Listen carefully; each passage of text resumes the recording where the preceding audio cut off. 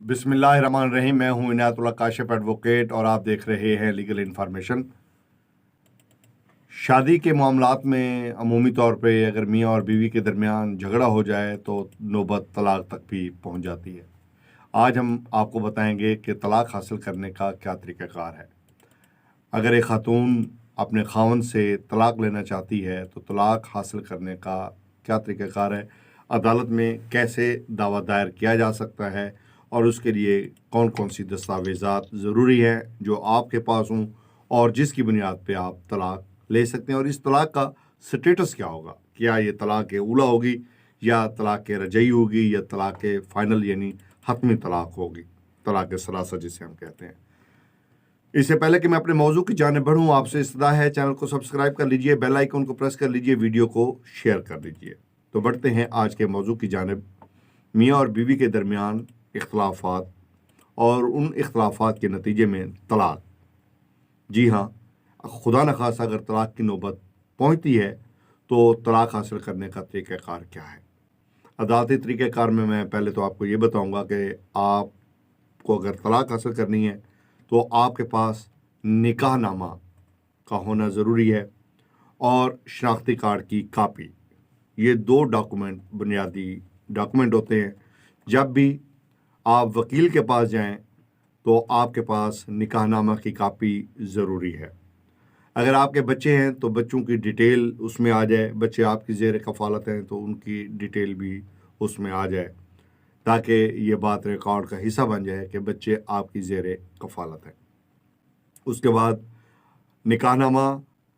निकाहनामे की हस्ब ज़ाब्ता कापी अगर आपके पास है तो ठीक है, वगरना उसकी फ़ोटो कापी सिंपल जो है हस्ब ज़ाब्ता की कापी हो तो वो चल सकती है। अदरवाइज़ यूनियन कौंसिल से आप निकाहनामा की हस्ब ज़ाब्ता कापी हासिल करेंगे।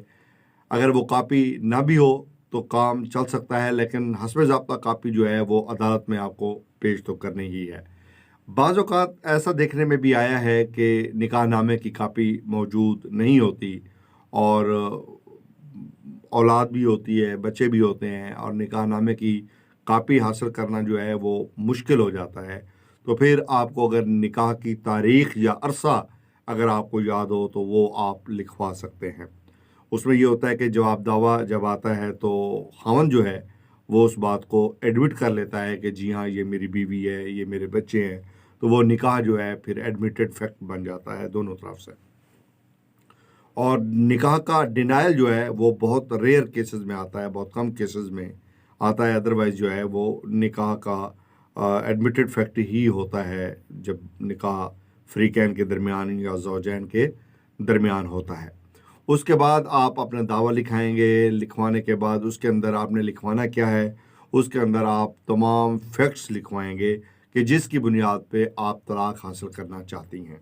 मिसाल के तौर पे ख़ावंद जो है वो हक़ महर नहीं देता, ख़ावंद नान व नफ़क़ा अदा नहीं करता, मारपीट करता है, नान व नफ़क़ा की कमी देता है और अलहदा रिहाइश नहीं देता, कोई गैर शरई मसला है ख़ावंद के साथ, या वो वजीफ़ा ज़ौजियत अदा करने की हालत में नहीं है, पोजीशन में नहीं है, तो जो भी आपके पास वजूहात हों तो आप अपने वकील साहब को बताएंगी। वो वकील साहब उन वजूहात को माकूल जानते हुए कानून के पैराए में उनको आपके दावे में ड्राफ्ट कर देंगे, उसको लिख देंगे और वो आपकी प्लीडिंग का हिस्सा बन जाएगा। उसके बाद ये दावा जो है आपने दायर कहाँ करना है, ये दावा आपने अपने लोकल ज्यूरिसडिक्शन में कहाँ दायर करना है जहाँ पर औरत की रिहाइश होती है। और औरत की रिहाइश जहाँ पर होगी उसके लिए ज़रूरी नहीं है कि आर्जी रिहाइश पर भी जो है वो दावा दायर किया जा सकता है। मिसाल के तौर पे लड़की का निकाह जो है वो लाहौर में हुआ, अब लड़की की रिहाइश जो है वो सियालकोट में है, तो वो सियालकोट में आर्जी रिहाइश पर जो है वो दावा दायर कर सकती है। तो इसमें उस जुरिस्डिक्शन में जहाँ पर औरत की रिहाइश है वहाँ पर वो दावा दायर किया जाएगा। और दावा दायर करने के बाद तलबी होगी और तलबी में अगर मुद्दा अलैह पहली तारीख़ पेशी पे हाज़िर हो जाता है तो ठीक है, آج کل ویسے قانون تبدیل کر دیا گیا ہے، آج کل ایک ساتھ سمن نکال دیے جاتے ہیں، ایک ساتھ نوٹس نکال دیے جاتے ہیں، ایک ساتھ لفافہ رجسٹری کروا دیا جاتا ہے، اور ساتھ ہی اخبار اشتہار بھی اسی ڈیٹ پہ کروا دیا جاتا ہے۔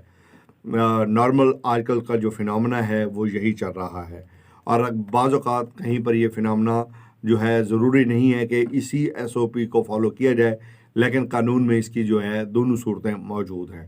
تو اگر اخبار اشتہار آ چکا ہے تو اخبار اشتہار کے بعد آپ کا شوہر حاضر آئے گا، خاوند حاضر آئے گا، مدعا علیہ حاضر آئے گا، وہ جواب دعویٰ داخل کرے گا۔ جواب دعویٰ کے داخل کرنے کے بعد آپ کی شہادت ہوگی، اور مصالحت، اگر مصالحت کامیاب ہو جاتی ہے تو ٹھیک ہے، آپ کا گھر بسا دیا جائے گا۔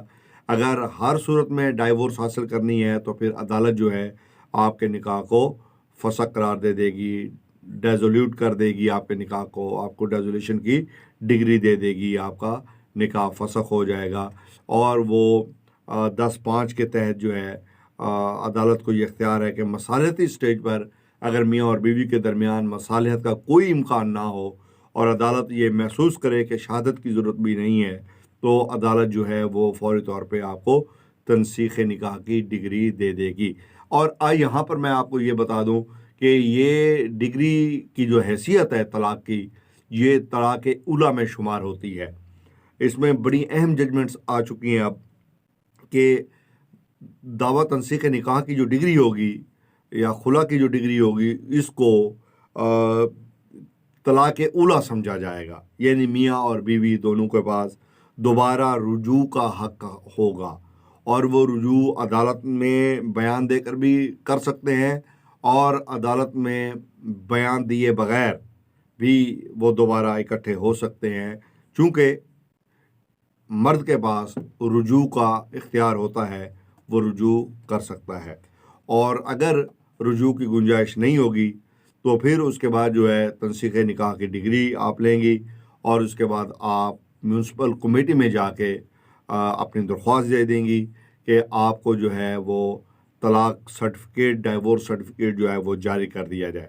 اس کے لیے 90 دن کا ٹائم ہوتا ہے، 90 دن میں مدعا علیہ کو طلب کر لیا جاتا ہے، مدعا علیہ پھر وہاں پر حاضر ہوتا ہے، اکثر اوقات حاضر نہیں ہوتے، پھر وہاں پر جو ہے وہ حتمی شکل دے کر ڈائیورس سرٹیفکیٹ جو ہے وہ جاری کر دیا جاتا ہے۔ باقاعدہ طور پہ جو آپ کا نکاح نامہ ہے اس کو کینسل کر کے باقاعدہ طلاق نامہ جو ہے اس کو سرٹیفکیٹ آپ کو دے دیا جاتا ہے، جس کے بعد اب آپ قانونی طور پہ دوسری شادی کر سکتی ہیں، دوسری شادی کا حق آپ استعمال کر سکتی ہیں۔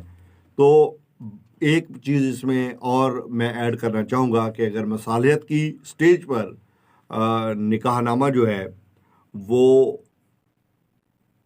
آپ کی شادی جو ہے وہ ایڈمیٹڈ ہو گئی، آپ مصالحت کی سٹیج پہ آپ کی مصالحت ناکام ہو گئی، لیکن عدالت نے مصالحت کو ناکام کر کے طلاق کی ڈگری نہیں دی، تو پھر اس میں شہادت آئے گی۔